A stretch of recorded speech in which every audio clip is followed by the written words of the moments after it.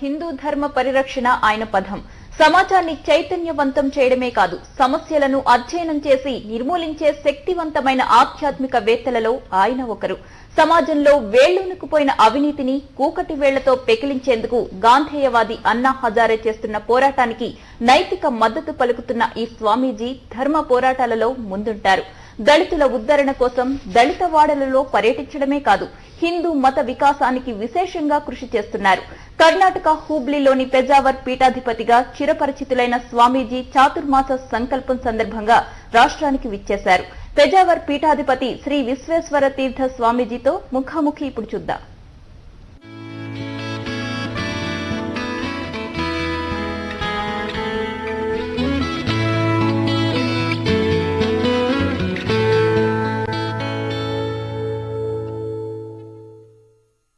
Swamiji of Pejawar Mutt, Sri Vishweswatirtha Swamiji, a well-known person in the country, and he has been associated with a lot of activities, social activities. A lot of politicians, especially the Bharatiya Janata Party leaders like L.K. Advani, Uma Bharti, seek his guidance, seek his blessings and seek his suggestions.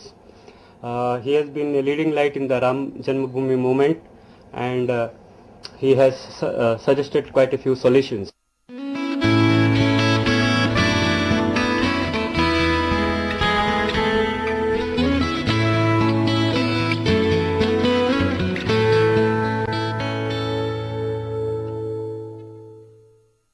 Swami ji, पहली बात तो आपसे ये पूछना चाहूंगा कि आपके दलित movement में आपने क्या क्या किया है? हम अनेक सालों से हमारा दलित लोगों को समाज में इक्वल स्थान देना है।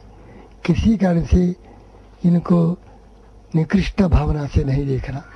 अस्पृश्यता का हिंदू धर्म में, हिंदू समाज में स्थान नहीं होना।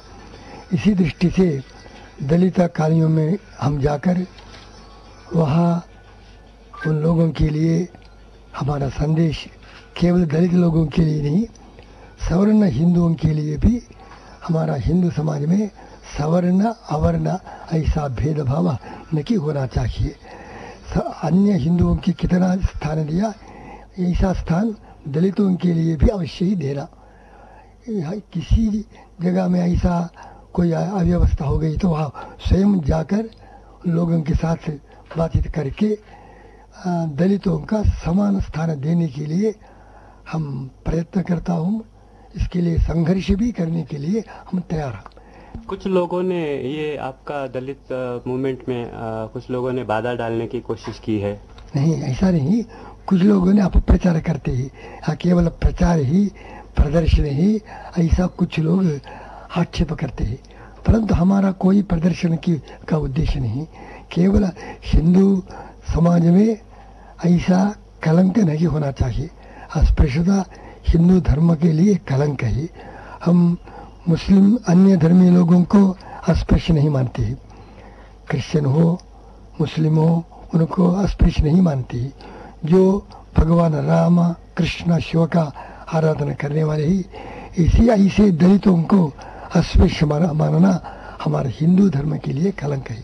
हिंदू धर्म का संरक्षण के लिए, हिंदू धर्म का प्रगति निर्माण के लिए हम दलितों को हिंदू समाज में लेने का प्रयत्न करता हूँ।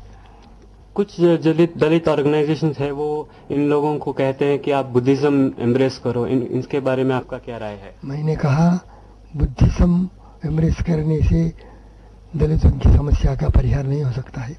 को बुद्ध लोग बहुत अल्पसंख्यक है। दलित लोग बुद्ध मत स्वीकार करने से वे भी अभी कैसी ऐसी स्थिति में हो सकता है, अस्पृश्यता का परिहार नहीं हो सकता है। इसके कारण बौद्ध मत का स्वीकार करने से अस्पृश्यता का कोई परिहार नहीं हो सकता। हम आप आइए, हिंदू समाज में आपका कोई आतंक हुआ तो इसका परिहार करने के लिए हम तैयार हैं। अन्य संतों ने तैयार है। तो हिंदू समाज में आपका कोई निकृष्ट स्थान नहीं हो। इसी दृष्टि से हम सब लोग मिलकर आपके साथ लड़ाई करने के लिए तैयार है। अब किसी कारण से बौद्ध धर्म, मुस्लिम और क्रिश्चियन मत स्वीकार करने से बौद्ध मत स्वीकार करना अच्छा है। परंतु इसकी भी आवश्यकता नहीं। दलितों की समस्या का परिहार नहीं हो सकता है। इससे कुछ लोग बुद्ध दलित और हिंदू दलित, इसी कारण से दलितों की संख्या भी कमी हो सकता है। फिर भी दलितों की संख्या कमी हो सकती है। इसी कारण से आप हिंदू समाज में रखिए, आपका सर्व रीति से सहायता देने के लिए हम सब तैयार हैं।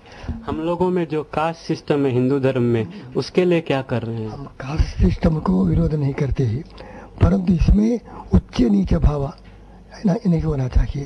परस्पर सामरस्य समानता होनी चाहिए। कास्ट सिस्टम अभी राज्य के कारण से, अन्य कारणों से बढ़ती है। इसको उच्चारण केवल शब्द से नहीं हो सकता है। इसके कारण कास्ट सिस्टम में भिन्न भिन्न संस्कृति भी है, तो कास्ट सिस्टम का निर्मूलन नहीं, इसकी से कोई हानि आ गई, इसका परिहार करना, समाज में समानता का स्थापन। क्या आपको लगता है पॉलिटिशियंस इसमें सोशल रिफॉर्म में मदद कर रहे हैं कास्ट सिस्टम को, या कास्ट सिस्टम को और प्रोपोगेट कर रहे हैं? अभी पॉलिटिशियन सर्वदृष्टि से राजकीय में अन्य क्षेत्रों में जाति के आधार से ही हो सकते हैं। जाति कास्ट सिस्टम पॉलिटिक्स से बहुत बढ़ रहा है। अच्छा, पॉलिटिक्स की जब बात करेंगे, आपको क्या लगता है आज देश में कैसा टाइप का पॉलिटिक्स चल रहा है? अभी देश में पॉलिटिक्स में सर्वत्र समग्र देश में भ्रष्टाचार व्याप्त है। इससे हमें बहुत दुख है। कर्नाटक में, आंध्र में, सर्वत्र देश में, राज्य के में भ्रष्टाचार का संपर्क बहुत बढ़ रहा है। आप अन्ना हजारे के आंदोलन में, अभी अन्ना हजारे भूख हड़ताल पे बैठेंगे, क्या आप उसकी दृष्टि में आप क्या करेंगे? भाई मैं कुछ भी नहीं करूंगा, पर इसके नैतिक समर्थन में देता हूँ। अच्छा, अभी जो कर्नाटका में अभी जो सिचुएशन हुआ, जस्टिस संतोष हेगड़े ने येदियुरप्पा के खिलाफ में जो रिपोर्ट दिया है, आपको क्या लगता है, आपका क्या राय है इस पर? परंतु ऐसा आरोप होने के कारण उतरना अनिवार्य है। जैसे भ्रष्टाचार का आरोप होने के कारण पदत्याग करना अनिवार्य है, परंतु उन्होंने प्रयत्न करके, समर्थन करके भ्रष्टाचार मुक्त ऐसा साबित करेंगे तो पुनः मुख्यमंत्री हो सकते हैं। आपने यूपीसीएल के खिलाफ में एजिटेशन किया, उसके बारे में कुछ बताइए। हाँ, इसके बारे में अभी भी हम वहाँ लोगों के लिए बहुत परिश्रम लेने से हानि होता है, हो रहा है। वहाँ लोगों के पानी निर्मल नहीं, पानी और वहाँ सस्यों का उत्पत्ति नहीं हो सकती है। लोगों में बहुत कष्ट में है। इसके लिए मैंने लड़ाई की। हमारा आग्रह के कारण एक समिति, जहाँ हमारा 2 लोग परिसर तज्ञों के मिलाकर शामिल करके एक समिति का निर्माण सरकार ने किया है, परंतु इसका रिपोर्ट को देकर क्या करना हम विचार करता हूँ। लेकिन ये रिपोर्ट जून महीने में देने वाले थे, अभी तो जुलाई हो गया, अगस्त हो गया। अभी कमेटी का निर्माण अभी हो गया। हमारे जुलाई अंत में हमारा उपवास करने का घोषणा की। डॉक्टर वीएस आचार्य ने भी एक कमेटी का अनाउंसमेंट किया था जून महीने में, परंतु इसमें हमारा लोगों का शामिल नहीं किया, नागरिक लोगों का, केवल सरकारी लोग सदस्यों का भी वहाँ शामिल करना, परिसर तज्ञों को वहाँ शामिल करने के लिए आग्रह किया। अभी 2 तज्ञों को वहाँ शामिल दिए। गांधी जयंती के पूर्व, अक्टूबर 2 के पूर्व यहाँ रिपोर्ट आने के लिए मैं आग्रह करता हूँ। रिपोर्ट आने के बाद क्या करना मैं निर्धार करता हूँ। स्वामी जी, आप अभी आर्थिक वलय, मंगलुरु विशेष आर्थिक वलय MSEZ, इसके बारे में आज जगह को डिनोटिफाई करने के लिए मैं उपवास आरंभ का घोषणा की। आप कब से कर रहे हैं? सरकार ने इसको स्वीकार करके डिनोटिफाई किया। येदियुरप्पा ने हमारा यहाँ आग्रह को स्वीकार करके हम उपवास स्टॉप है। अच्छा, आप अभी हैदराबाद में हैं, चातुर्मास के लिए आए हैं, तो उसके बारे में कुछ बताएंगे आप? चातुर्मास का उद्देश्य लोगों के धर्म और अध्यात्म का प्रसार करना। इसी दृष्टि से हम तेलुगु भाषा विशेष रूप से नहीं जानते हैं।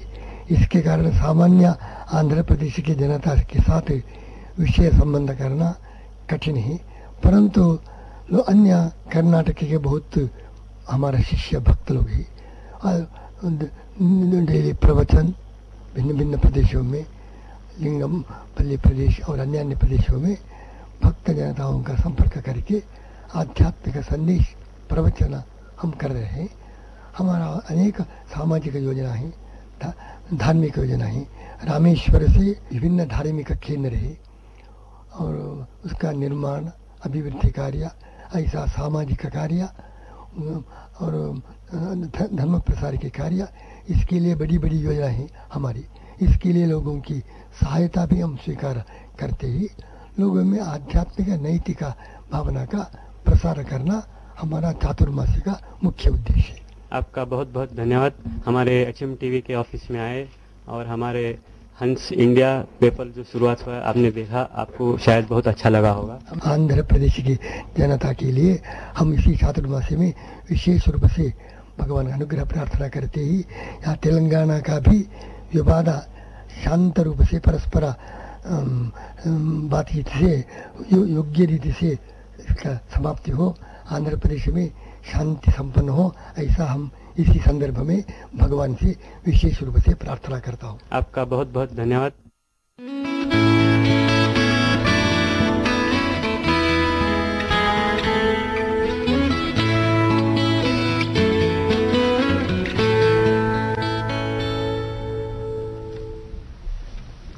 ఇవి ఇప్పటివరకు వార్తలు విశేషాలు. మరికొద్ది క్షణాల్లో ప్రాంతీయ వార్త ప్రసారం. నమస్కారం.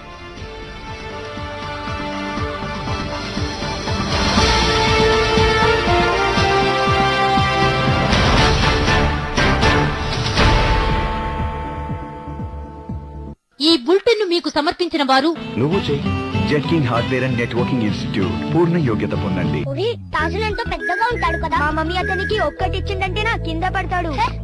పోయకుడా, ఈ పాలు తాగు. ఇంత టేస్టీగా, ఇది కాంప్లాన్ కేసర్ బాదాం. పాలని ఇంత టేస్టీగా చేయగలిగినప్పుడు మమ్మీ ఏమైనా చేయగలదు. అసలైన కుంకుమ పువ్వు ఇంకా బాదంతో తయారైన కాంప్లాన్ కేసర్ బాదాం. నీ అంత పెద్దగా చేయగలదా? తాగు. ఇప్పుడు పెరగడం ఇంకా రుచికరం. లాలిజో లాలిజో నీ తండ్రి లాలేది. Between father and daughter. You made a baby. Thank you very much. తల్లిగా మారే నీ కావ్యం ఓ ఈ చిలిపిన గమనం సుధా ప్రావ్యం. నాన్నా,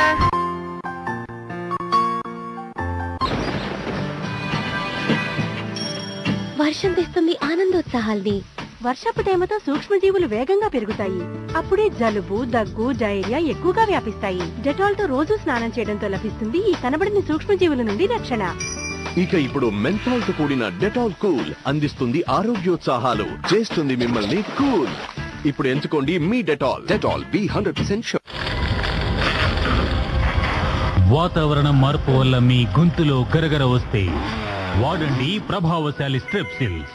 దీని ప్రత్యేక ఫస్ట్ ఎయిడ్ ఫార్ములా గరగరికి కారణమైన సూక్ష్మ క్రిములతో పోరాడుతుంది, ఇంకా ఇస్తుంది దీర్ఘకాలిక ఉపశమనం. అది పనిచేస్తూ ఉంటుంది, అంతే పని చేస్తూనే ఉంటుంది. స్ట్రెప్సిల్స్, గొంతు గరగరకి ఫస్ట్ ఎయిడ్. ఈ బులెటిన్ ను మీకు సమర్పిస్తున్న వారు ప్రెస్టీజ్ వారి కొత్త మిక్సర్ గ్రైండర్ తో మల్టీ యూటిలిటీ జార్. దీనినే అంటారు స్మార్ట్.